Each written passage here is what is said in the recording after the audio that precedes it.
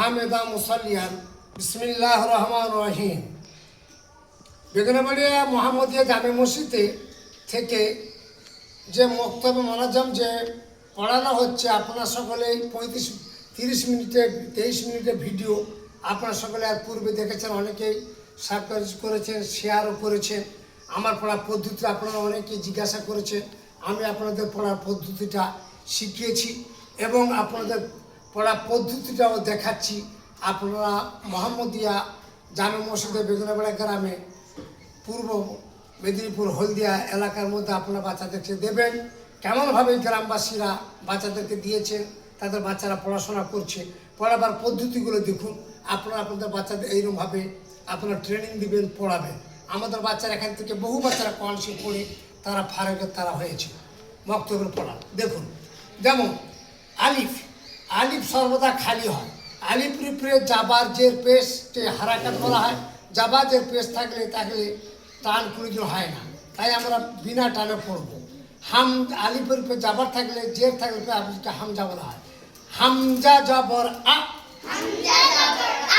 বা জবর বা,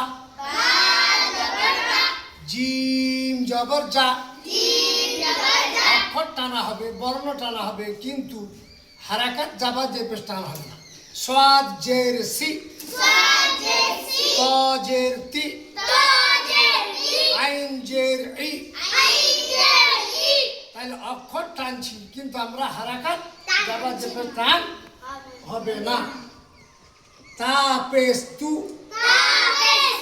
খ পেশ খু, জাল পেশ জু, সিন জবর সা, সিন জের সি, সিন পেশ সু। তাহলে জানা গেল জাবার জের পেশ হারাকাত কোন সময় টান হবে না।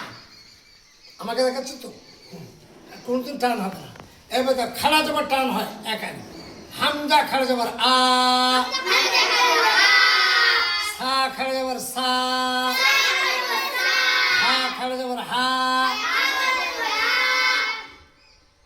তাহলে জানা গেল খাড়া যাবার যেমন টান হয়, আলিফের ডান দিকে জাবার থাকলে তাকে কি বলা হয়? আলিফ মাদ্দা একালিফ। আলিফের আমার বাচ্চারা কত সুন্দর এরা পড়ছে, এরা সকলেই জানে। দেখুন, আলিফের ডান দিকে জাবার থাকলে আলিফ মাদ্দা বলা, আলিফ মাদ্দা একালিফ টান হয়। তার বা আলি যাবার বা, সিন আলি যাবার সা। আলিফের ডান দিকে জাবার থাকলে তাই কি বলা হয়? আলিফ মাদ্দা কতটা পরিমাণ টান হয়। তাহলে আলহামদুলিল্লাহ কত সুন্দর বাচ্চারা পড়ছে। ত এবার আলিফ মাদ্দা, এবার ইয়া মাদ্দা পড়াচ্ছি। ইয়া সাকিরের ডান দিকে জের থাকলে ইয়া মাদ্দা বলা হয়। ইয়া মাদ্দা কতটা পরিমাণ টান হয়? এমন দেখো, এক আলিফ পরিমাণ টান হয়। হামজা ইয়াজের ই, হা ইয়াজের হি, সিন ইয়াজের সি। ইয়া সাকিরের ডান দিকে জের থাকলে ইয়া মাদ্দা বলা হয়। ইয়া মাদ্দা আকালিফ টান হয়। হামজা ও পেশ উ, আও সাকিরের ডান দিকে পেশ থাকলে কি বলা হয়? আও মাদ্দা কতটা পরিমাণ টান হয়? হা ও পেশ হু, আইন ও পেশ উ, আও সাকিরের ডান দিকে পেশ থাকলে কি বলা হয়? আও মাদ্দা কতটা টান হয়? আমার ছড়ির দিকে তাকাবে। লাম উল্টা পেশ লু, ও মাথা যেমন টান হয়, উল্টা পেশ ওইরকম ভাবে টান। লাম উল্টা পেশ লু, নুন পেশ নু, সোয়াদ উল্টা পেশ সু। আলিফ থেকে ইয়া পর্যন্ত ওইরকম ভাবে টান হতে থাকবে। হামজা তো জবর আন, দুই জবর গুন্না হয়। ফাদ জবর ফান, হিন দু জবর মান, দু জবর দু জের দু পেশও তানবিন গুন্না হয়। যেরকম তান জবর তান, নুন সাকিনের ডান দিকে জাবার থাকলে নুন সাকিন গুন্না হয়। যেরকম নাকে গুন্না হচ্ছে, একেবারে একফা বলা হয়। একফা, একটা নাক বন্ধ থাকবে আর একটা নাকটা আওয়াজ আসবে। তোমাদের কোটা করে না দুটো না তিনটা? আর কার কার তিনটা নাক আছে?